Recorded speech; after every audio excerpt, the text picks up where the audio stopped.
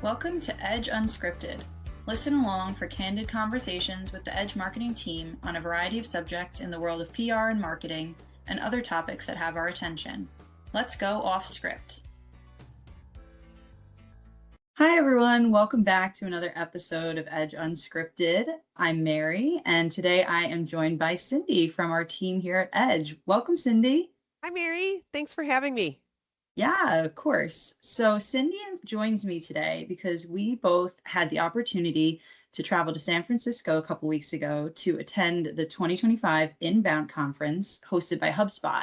We've been meaning to sit down and process everything we've learned and discuss it, but we've been so busy over here at Edge, which is good. But now we're starting to implement some of these strategies for our clients. So we thought it would be a good time to pause, reflect, and have a discussion about what we have found is useful and meaningful from the conference that we attended. Yeah, right. So we don't use HubSpot for every client, but it's a major tool in marketing, and Inbound is one of those rare conferences where you get the pulse on industry-wide changes like AI, automation, content, and where marketing is really headed. So, Mary, today let's talk about what's genuinely new, what feels practical, and what we think has some lasting impact. Sure. So we can start with our purpose for going. Honestly, in this business, if you are not keeping up with AI, automation, and content and everything that's evolving right now, you're kind of doing your clients a disservice. So our clients count on us to bring insight, not just execution. And seeing as a few of our clients use HubSpot, we thought it would be great to attend, seeing as it's growing and expanding its services in this AI era. Yeah. So we just thought it would be good to be in the know for our clients. Yeah, exactly. Inbound wasn't just about like all new features of HubSpot. It felt to me more about like broader context. It was clear that everyone from product managers to practitioners believe that answer engine optimization and AI just aren't buzzwords. They're kind of changing how companies plan, create, and measure campaigns right now. And the conference was packed itself, so there were Yeah. so many sessions. It really just wasn't possible to catch everything. So you and I tried to split up to get to Hmm. where we could and try to get the most out of the conference. Some of the sessions were deep dives into the new features, and others were more focused on more like bigger strategic shifts, which I really appreciated. I like that balance. Yeah, I agree. And one thing that I did notice is that the sessions on the industry direction were equally as popular as the tool focused ones. So everyone is kind of curious about where's this ship headed? What is next for the industry and where are we heading? So that's pretty valuable for us to learn, especially not just the tools in HubSpot, but where the industry is going and what matters for our clients' growth. So for me, the most important shift was the focus on the answer engine optimization, or AEO. Traditional SEO isn't being replaced overnight, but there's no question that traffic is clearly moving toward AI driven engines like ChatGPT and Gemini and Perplexity. Google search is kind of growing a little flat, so chat platform traffic is definitely higher. Yeah, and that's backed up by the numbers we saw. AI engine visitors are converting about 3 times faster, and they're Mm, skipping some of the awareness stage steps that we used to see. So the implication is that content should be structured for instant, precise answers. Long-winded how-to articles aren't cutting it anymore. You literally have to answer the question in the first 2 sentences and source the data throughout. yeah. It's not really about backlinks the way it used to be. So what actually matters is showing up in the places that people trust. So getting mentioned in good reviews, industry sites, forums, things like that. Basically, it's about having a solid reputation for being helpful and knowledgeable, because that is what an AI ends up picking up and sharing with Yeah. others. Yeah, those tools that we looked at, like HubSpot's AEO grader, and I think it was called Xfunnel AI, make it Hmm. easier to audit how content is interpreted by answer engines, not just how it ranks on Google. The other thing that I thought was interesting was HubSpot's big headline announcement of loop marketing. I thought this was more an idealistic direction than a specific feature, but the core idea is important. Yeah, the funnel isn't dead, but this is more about recognizing that people don't move linearly from awareness to conversion. It's instead more about the touch points like content, product, email, support, and they should inform each other and create a cycle that keeps bringing those customers back in. Yeah. Loop marketing means connecting like the siloed data. Mhm. Like if somebody opens an email and clicks a link or leaves a review, those behaviors should feed into both your service and your campaigns.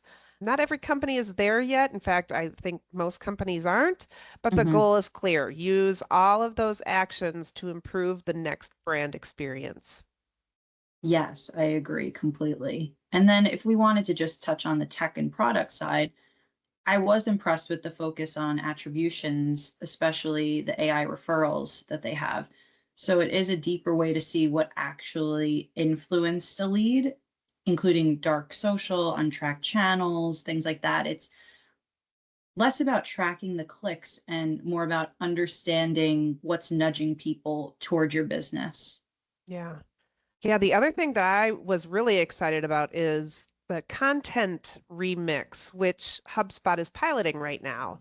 Mhm. If it works as intended, it's going to save us all a ton of time repurposing one piece of content, like a webinar, into Mhm. social, blog posts, bite-sized videos, and FAQs just right from your HubSpot workspace. Yeah, and we're seeing a lot of or some of our clients embedding and repurposing video and getting more engagement than almost anything else. And Inbound did emphasize auto captioning and analytics for video and more places to use it and drive conversion, not just awareness. But yeah, they do have so many tools in beta right now that definitely could be useful for a lot of people. Yeah, yeah. What stood out for me is that the industry is focusing really on four things right now. First is reducing reliance on Google alone and prioritizing authority in the spaces where AI puts information.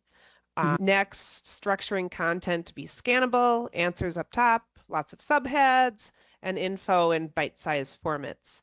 Third is monitoring where your brand is being referenced, not just linked. And then finally, making cross-channel content and video less labor-intensive and expensive. Yeah. I mean, one thing we've already started to implement is re-auditing our content for AI readiness. So, are the answers at the top? Is there a clear why us for someone who skips to the end of what you're reading? Yeah. Is each section strong enough to stand alone if AI or a person just grabs a snippet? Those are the key things we're trying to modify for. Yeah, and also who's talking about us and where? Like Mhm. forums, review sites, even LinkedIn or less obvious mentions. That's all part of the reputation that answer engines are looking for right now.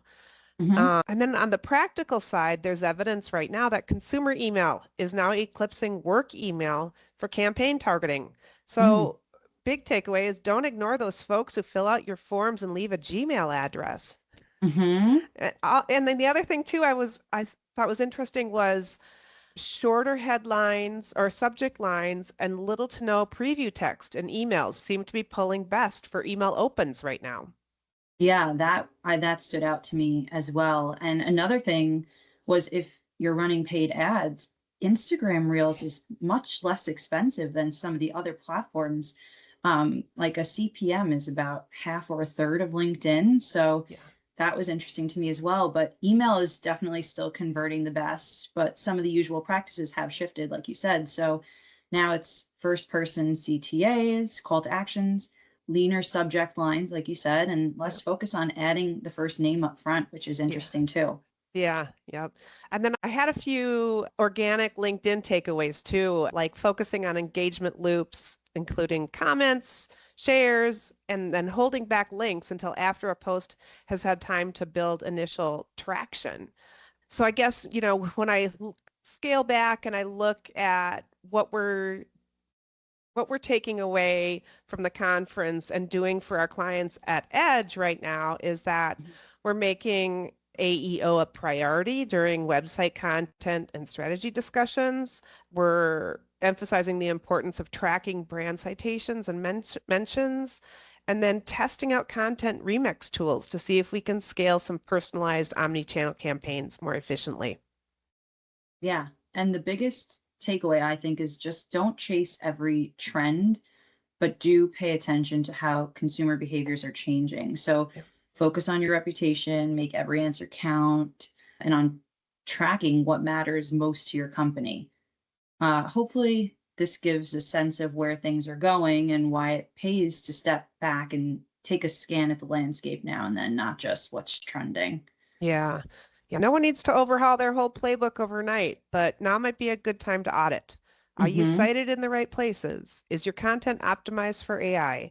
And are your metrics still relevant for the way customers will be finding you in the next year? Yeah. And as always, if any of our listeners do want to go deeper, or want to walk through some of these ideas, just reach out. This has been great, Cindy. Thanks for Yep. joining us for your first episode. Thanks for having me. It's been fun. All righty. And thank you to the listeners for joining us for this episode, and we'll see you next time. This has been Edge Unscripted. We appreciate you joining us and hope you enjoyed the conversation. Connect with us by leaving a comment and don't forget to subscribe. See you next time.